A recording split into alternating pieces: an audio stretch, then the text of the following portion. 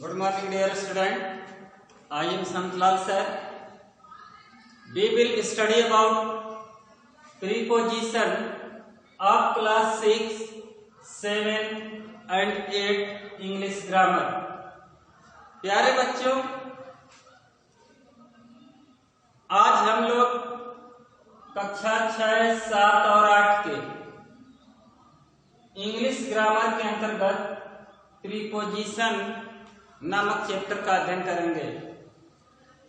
तो सबसे पहले प्रीपोजिशन होता क्या है, यानी प्रीपोजिशन की डेफिनेशन क्या है, ये देखिए। A preposition is a word placed before a noun और a pronoun to show its relation to some other word in a sentence। इसको हिंदी में देख लीजिए। जो शब्द किसी नाउन या प्रोनाउन से पहले प्रयुक्त होकर उसका संबंध वाक्य में प्रयुक्त किसी शब्द से दर्शाता है तो उसे प्रीपोजिशन कहा जाता है। प्रीपोजिशन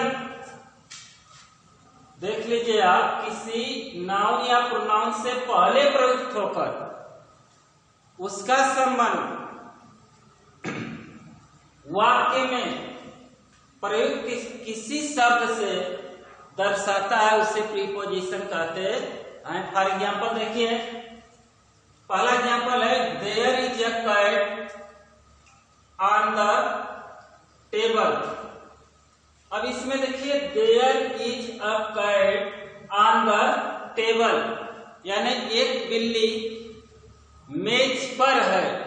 तो इसमें देखिए प्रीपोजिशन वर्ड ऑन है। प्रीपोजिशन वर्ड क्या है? ऑन है। ये देखिए क्यों है? क्योंकि कैट का संबंध टेबल से दर्शा रहा है, यानी बिल्ली किस पर है? मेज पर है। तो कैट का संबंध किससे हो गया? टेबल से होगा। दर्शाया किसने है? ऑन, यानी बिल्ली मेज पर है। तो ऑन हुआ। अगर सपोज दैट ऑन को हटा दे तो देखिए क्या होगा? There is a cat the table, बिल्कुल अर्थ का अनर्थ भी हो गया, यानी इनकरेक्ट हो गया। इस तरह से प्रीपोजिशन एक ऐसा शब्द है जो वाक्य में प्रयुक्त किसी शब्द का दूसरे शब्द से संबंध को दर्शाता है। तो अब कैट एक बिल्ली कहाँ है? मेज पर है। पर की अंग्रेजी क्या हुई? ऑन। इस तरह से ऑन आपका क्या हो गया? प्रीपोजिशन है। नंबर 2 एग्जाम्पल देखिए, my brother lives in Chennai. मेरा भाई चेन्नई में रहता है। अब देखिए मेरे भाई का संबंध किससे हुआ? चेन्नई से हो गया। संबंध किसने कराया? इन ने। तो इस तरह से इन आपका प्रीपोजिशन है। नंबर 3 एग्जाम्पल देखिए, divide these fruits between Rahul and Ravi, यानी इन फलों को राहुल और रवि के बीच में बांट दो। बिटवीन का अर्थ होता है बीच में। तो देखिए इसमें फ्रूट्स का संबंध किससे हो गया? राहुल और रवि से हुआ। संबंध को किसने दर्शाया है? बिटवीन ने। इस तरह से ये बिटवीन आपका क्या है? प्रीपोजिशन है। एग्जाम्पल 4 देखिए, the fruit fell from the tree, यानी फल पेड़ से गिरा। अब देखिए यहां पर फ्रॉम आपका प्रीपोजिशन है, किससे संबंध दर्शाया है? फ्रूट का संबंध किससे है? द ट्री, यानी पेड़ से है। इस तरह से फ्रॉम आपका क्या हो गया? प्रीपोजिशन है। देखिए प्रीपोजिशन बहुत है और बहुत इम्पोर्टेंट चैप्टर है। ये आपके कंपटीशन लेवल में भी हमेशा पूछा जाता है। इस तरह से आप इसको बहुत अच्छी प्रकार से याद कर लेंगे, रट लेंगे और समझ लेंगे। तो देखिए यहाँ पर कुछ प्रमुख प्रीपोजिशन के अर्थ एवं प्रयोग हम आपको बता रहे हैं। इसमें सबसे पहले है इन और एट का प्रयोग।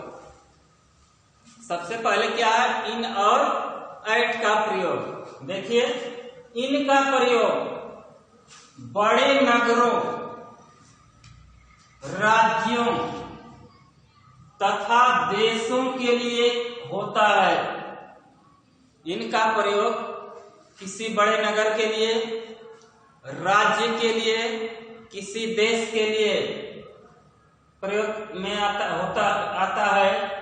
जबकि एट का प्रयोग छोटे स्थानों के लिए किया जाता है। फॉर एग्जाम्पल्स देखिए, पहला है my brother lives in Delhi. तो देखिए इसमें प्रीपोजिशन आपका क्या है? इन है। किसका किससे इसमें संबंध दर्शाया है? मेरे भाई का। किससे दर्शाया है? दिल्ली से दर्शाया है। तो दिल्ली देखिए एक बड़ी शहर है, यानी महानगरों में गिनती की जाती है। इसलिए यहाँ पर कोलकाता, दिल्ली, चेन्नई, मद्रास कुछ भी आएगा तो आप इनका प्रयोग करेंगे।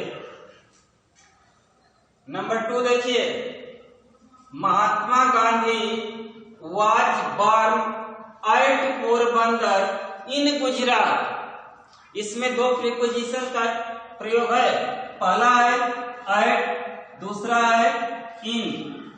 जैसा कि इन और एट के परिभाषा से आप समझ गए हैं कि इनका प्रयोग किसी नगर के लिए, राज्य के लिए या देश के लिए किया जाता है, जबकि एट का प्रयोग छोटे स्थानों के लिए किया जाता है। तो एग्जाम्पल में देख लें, Mahatma Gandhi was born at Porbandar in Gujarat. Mahatma Gandhi Gujarat के पोरबंदर में पैदा हुए थे।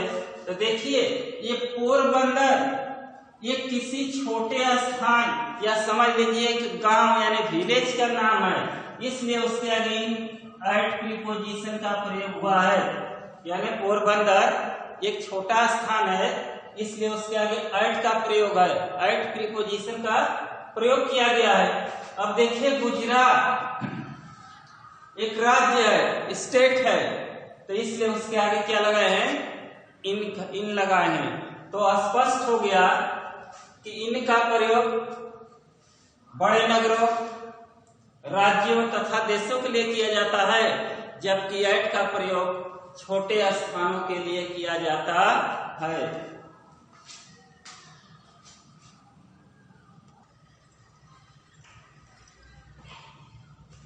नंबर 2, इन तथा इनटू का प्रयोग। इन और इनटू प्रीपोजिशन है। इनके प्रयोग देखिए, दोनों का अर्थ में या अंदर होता है। दोनों का अर्थ क्या आता है? में या अंदर, परंतु इनके प्रयोग में अंतर है। यानी इन और इनटू दोनों का अर्थ में या अंदर होता है। तो देखिए दोनों के प्रयोग में अंतर क्या है? देखिए पहला example, my father is in his room. यानी मेरे पिताजी अपने कमरे में हैं। तो देखिए इन आपका प्रीपोजिशन है। मेरे पिताजी का संबंध किससे हुआ? अपने रूम से हुआ। किसने संबंध को दर्शाया है? इन ने। तो इन प्रीपोजिशन हुआ, तो इन माने में और इनटू मीन्स भी में। दोनों में प्रयोग यह है कि मेरे पिताजी अपने कमरे में हैं, तो स्थिर है। तो इनका प्रयोग स्थिर अवस्था के लिए किया जाता है। देखिए यह स्थिरता दर्शाता है। इनटू का प्रयोग गतिशील अवस्था के लिए किया जाता है। फॉर एग्जाम्पल देखिए, the principal went into his office. प्रधानाचार्य या प्रधानाध्यापक अपने कार्यालय में गया, तो गति में गए, तो इसलिए into का प्रयोग हम गतिशील अवस्था के लिए करते हैं और इन का प्रयोग स्थिर अवस्था के लिए करते हैं। अब अगला है आन तथा अपान के प्रयोग में अंतर, यानी आन और अपान दोनों प्रीपोजिशन हैं और दोनों का अर्थ पर या ऊपर होता है, परंतु इनके प्रयोग में अंतर है। एग्जाम्पल देखिए, the book is on the table. देखिए इसमें ऑन प्रीपोजिशन है, यानी किताब मेज पर है, मेज पर है, तो मेज पर है तो वह एक स्थिर अवस्था में है। तो देखिए ऑन का प्रयोग स्थिर अवस्था के लिए किया जाता है। अब देखिए upon, the dog jumped upon the table, यानी कुत्ता मेज के ऊपर से कूद गया। तो जब मेज के ऊपर से कूदा तो गतिशील हुआ, तो अपान गतिशीलता को दर्शाता है और आन का प्रयोग स्थिर अवस्था को दर्शाता है। अब नंबर 4 है बिटवीन तथा अमंग का प्रयोग। बिटवीन तथा अमंग दोनों का अर्थ क्या होता है? बीच में होता है। दोनों का अर्थ क्या होता है? बीच में। लेकिन बिटवीन का प्रयोग दो लोगों के बीच के लिए होता है और अमंग का प्रयोग दो से ज्यादा लोगों के बीच में होता है। एग्जाम्पल देखिए, जैसे divide these mangoes between Ram and Mohan, यानी इन आमों को राम और मोहन के बीच में बांट दो। तो देखिए यहाँ पर राम और मोहन दो व्यक्ति हो गए, तो बिटवीन का प्रयोग दो व्यक्तियों के बीच के लिए होता है। तो देखिए बिटवीन आपका प्रीपोजिशन है। अमंग का प्रयोग दो से ज्यादा लोगों के बीच के लिए होता है। जैसे देखें, divide the sweets among all the children, इन मिठाइयों को सारे बच्चों के बीच में बांट दो। तो अब सारे बच्चे दो से ज्यादा हो गए, इस तरह से यह आपका अमंग आया है। तो मैं आशा करता हूं कि बिटवीन का प्रयोग दो के बीच में और अमंग का प्रयोग दो से ज्यादा के बीच में के लिए होता है, आपको समझ में आ गया होगा।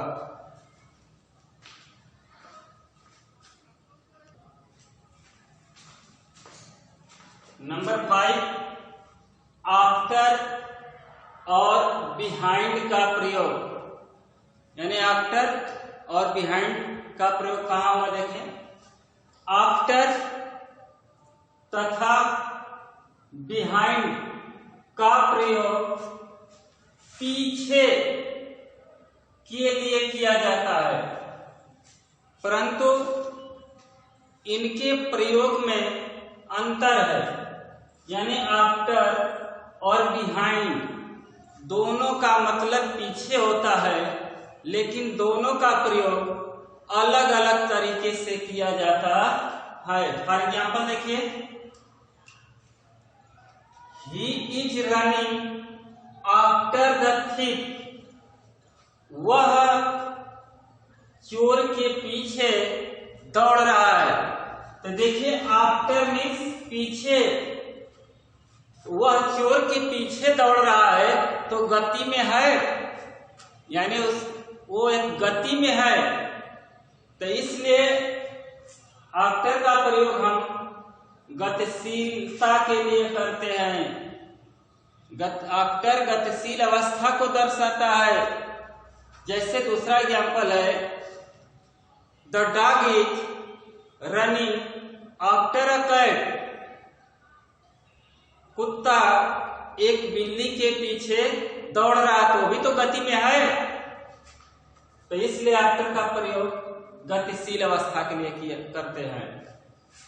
अब देखिए behind, there is a tree behind, ये आपका प्रीपोजिशन है। There is a tree behind my house, यानी मेरे घर के पीछे एक पेड़ है। तो मेरे घर के पीछे एक पेड़ है, तो पेड़ की अवस्था क्या है, पेड़ की दशा क्या है, अवस्था नहीं दशा क्या है, स्थिर है, यानी पेड़ एक जगह है। तो इस तरह से बिहाइंड का प्रयोग स्थिरता के लिए किया जाता है।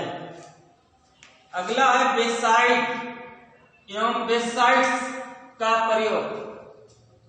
देखिए बेसाइड का प्रयोग निकट यानी पास के लिए किया जाता है, जबकि बेसाइड्स का प्रयोग अतिरिक्त के लिए किया जाता है।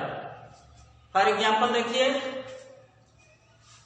एग्जाम्पल ए में देखिए, the child is sleeping beside his mother, यानी बच्चा अपनी मां के पास सो रहा है।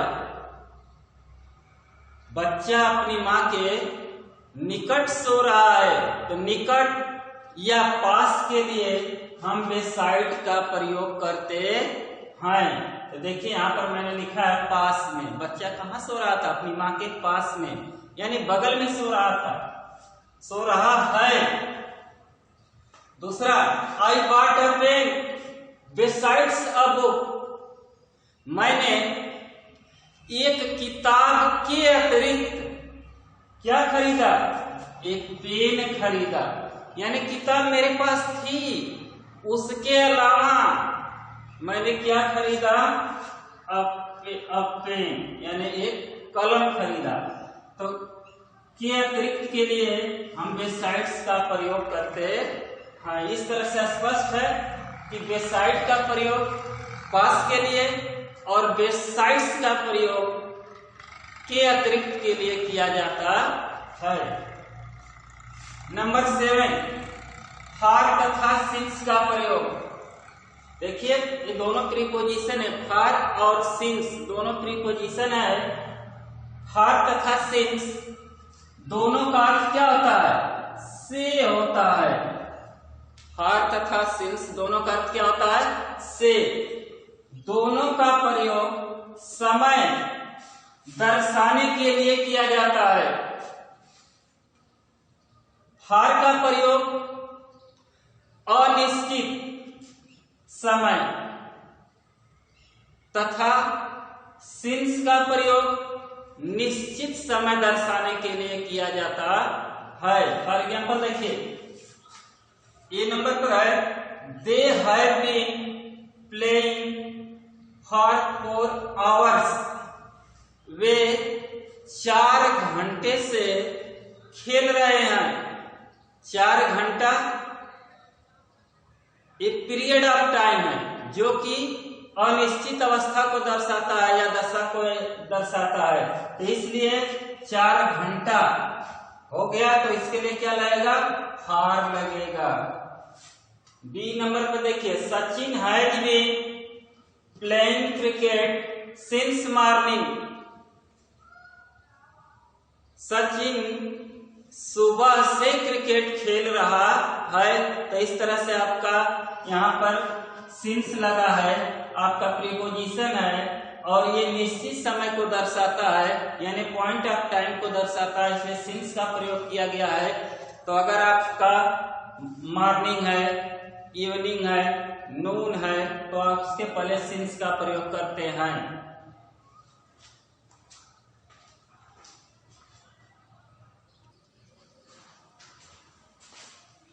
नंबर 8, फ्रॉम तथा विथ का प्रयोग।